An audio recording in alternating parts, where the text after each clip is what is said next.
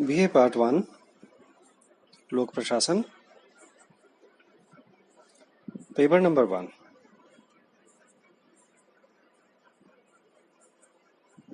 लोक प्रशासन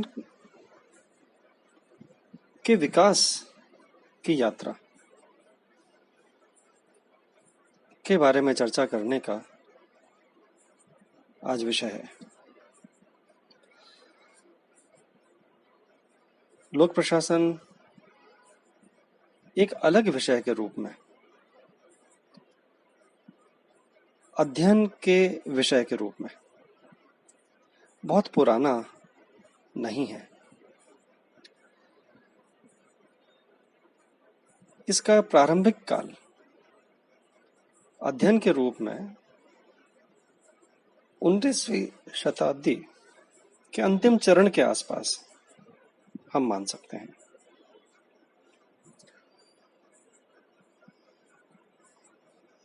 उन्नीसवीं शताब्दी के अंतिम चरण से पहले लोक प्रशासन को अलग से नहीं देखा जाता था।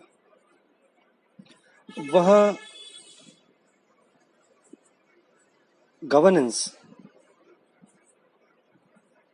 जो सरकार के कार्यकलाप होते थे, राजनीतिक की क्रियाओं के साथ मिलाकर देखी जाती थी। राजनीतिक विज्ञान के अंदर ही लोक प्रशासन का ज्ञान और उसका अध्ययन सम्मिलित था। राजनीतिक विज्ञान के विद्वान के विद्यार्थी ही इसके बारे में चर्चा करते थे और प्रशासन कोई अलग विषय हो सकता है, इसके बारे में किसी का ज्यादा ध्यान नहीं जाता था। हर कोई ये मानता था कि सरकार राजनीतिक विज्ञान के दायरे का विषय है।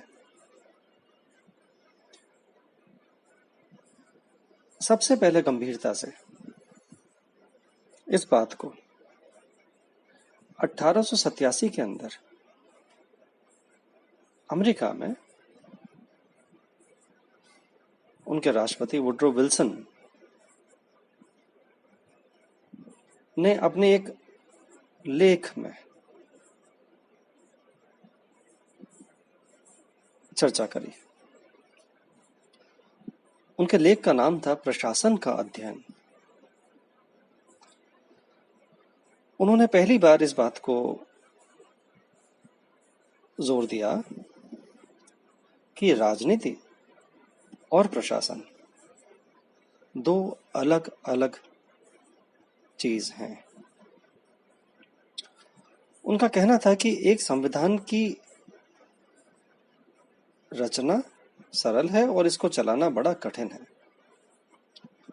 उन्होंने इसे चलाने के क्षेत्र के अध्ययन पर बल दिया। वुड्रो विल्सन का ये कहना था कि संविधान बनाना,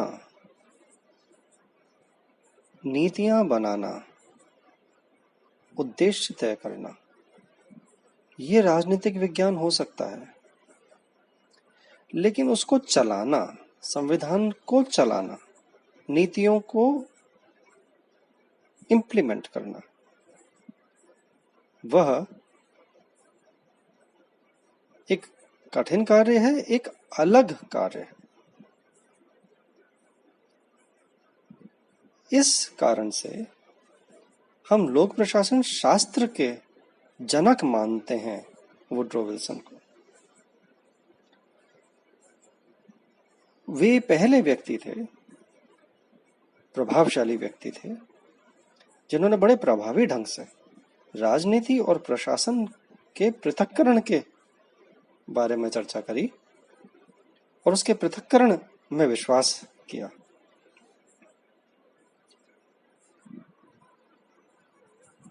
इस बात को और गति मिली जब कुछ वर्षों में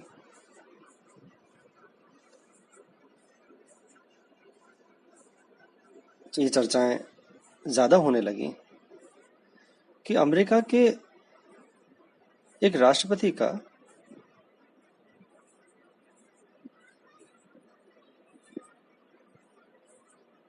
असैसिनेशन, हत्या हुई थी, जिसका कारण यह रहा कि कोई व्यक्ति असंतुष्ट था सरकार के निर्णयों से। वहां स्पॉइल्स सिस्टम चलता था, लूट प्रणाली थी, और लूट प्रणाली के प्रभाव से वह व्यक्ति अपने जॉब से, अपने जो उसकी नौकरी थी उससे बेदखल हो गया था, बेरोजगार हो गया था, और इस कारण वह क्षुब्ध था। इस चीज का उसने दोष राष्ट्रपति को माना और उस समय के राष्ट्रपति की उसने हत्या करने की साजिश रची और किया। वुड्रो विल्सन के प्रशासन और राजनीति को पृथक्करण करने के चर्चाएं और यह घटना ने अमेरिका के अंदर इस बात पे बल दिया कि राजनीति और प्रशासन को अलग करके देखना की जरूरत आ गई है। राजनीति मूल्य तय करेगी, राजनीति दिशा तय करेगी, राजनीति नीतियां तय करेगी, लेकिन प्रशासन उनको क्रियान्वित करेगा। और प्रशासन एक पृथक, सेपरेट कार्य माना गया, जिसको कि विशेष दर्जा दिए जाने की जरूरत महसूस की गई। उसी चरण में आगे विल्सन के अतिरिक्त फ्रैंक गुडनो ने सन 1900 में अपनी एक पुस्तक राजनीति तथा प्रशासन लिखी। इसमें उन्होंने तर्क दिया कि राजनीति राज्य इच्छा को प्रतिपादित करती है, जबकि प्रशासन इस इच्छा या नीतियों के क्रियान्वयन से संबंधित है। तो वुड्रो विल्सन की बात को आगे बढ़ाया फ्रैंक गुडनो ने, और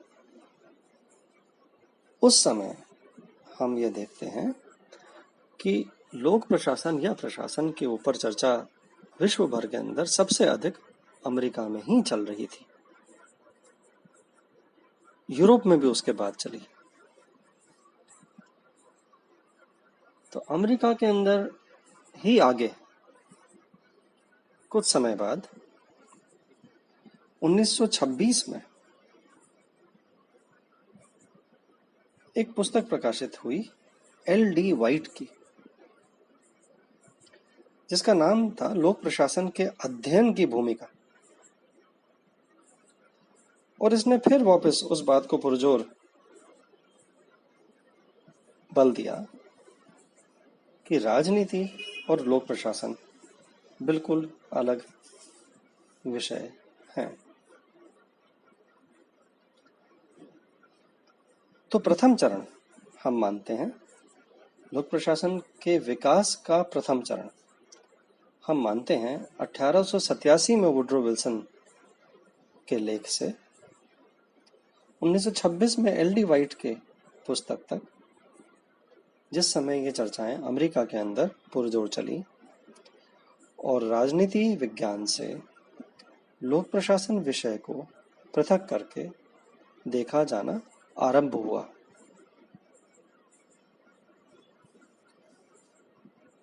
इसके पश्चात द्वितीय चरण हम मानते हैं 1927 से 37 तक का। यह चरण सिद्धांतों का स्वर्ण युग कहलाता है। इसमें अनेक विद्वानों ने पुस्तकें लिखी, अनेक सिद्धांत प्रतिपादित हुए, अनेक विद्वान सामने आए जिन्होंने लोक प्रशासन को अध्ययन के रूप में स्थापित किया। उनमें W.F. विलोबी की पुस्तक लोक प्रशासन के सिद्धांत और उसी समय हेनरी फयोल, लूथर गुलिक, लिंडल उर्विक और मेरी पार्कर फोले जैसे विद्वान और विदुषी ने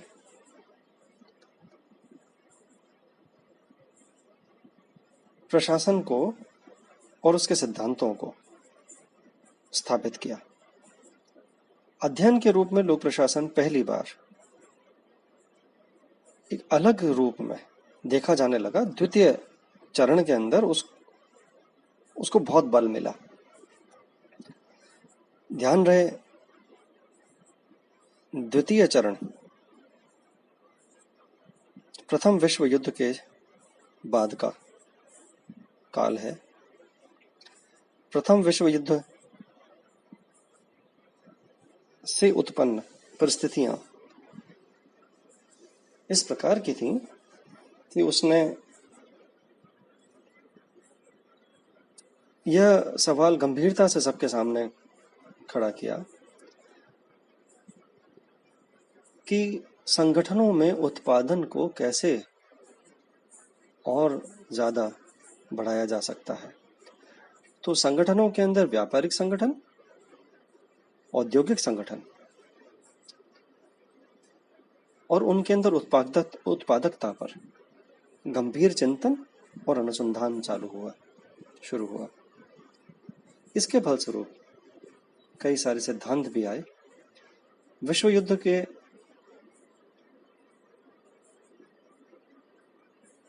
परिणाम स्वरूप उसके जो प्रभाव थे मन और दिमाग पर इन विद्वानों के भी, तो विश्व युद्ध के अंदर फौजों को देख करके कई सारे संगठन के सिद्धांत भी इनके दिमाग में उत्पन्न हुए।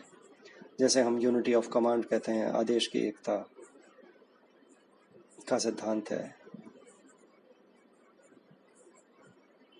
या जोन ऑफ इन्फ्लुएंस है। इस तरह के कई सिद्धांत हैं जो हम आगे पढ़ेंगे, हम लूथर गुलिक, लिंडल उर्विक और हेनरी फयोल वगैरह के, जो विस्तार से आगे के चर्चाओं में हम करेंगे। तो द्वितीय युग के अंदर इन विद्वानों का दावा था कि प्रशासन में सिद्धांत होने के कारण यह एक विज्ञान है, और क्योंकि प्रशासन एक विज्ञान है, इसके आगे लोक शब्द लगाना व्यर्थ है। इसलिए उन्होंने सिर्फ प्रशासन को बल दिया, प्रशासन एज अ साइंस।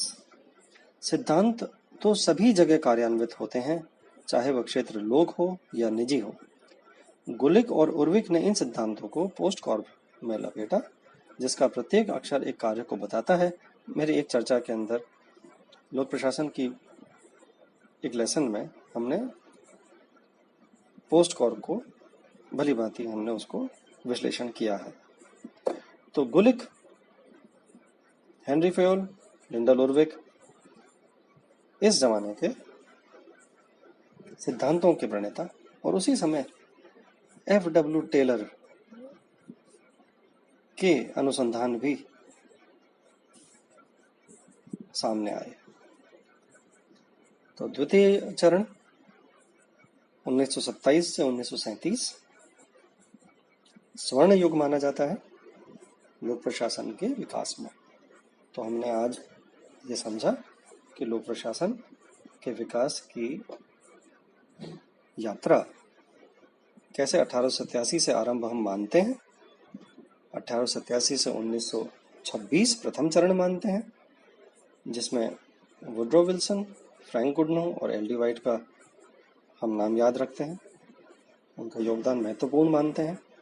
और द्वितीय चरण के अंदर सिद्धांतों का स्वर्ण युग मानते हैं, प्रशासन के सिद्धांतों का स्वर्ण युग, जिसमें हम लूथर गुलिक, लिंडल उर्विक, हेनरी फयोल जैसे नामों को याद रखते हैं। अगली लेसन में, अगली चर्चा में हम तृतीय चरण और उससे आगे के चरण पे विस्तार से चर्चा करेंगे। धन्यवाद।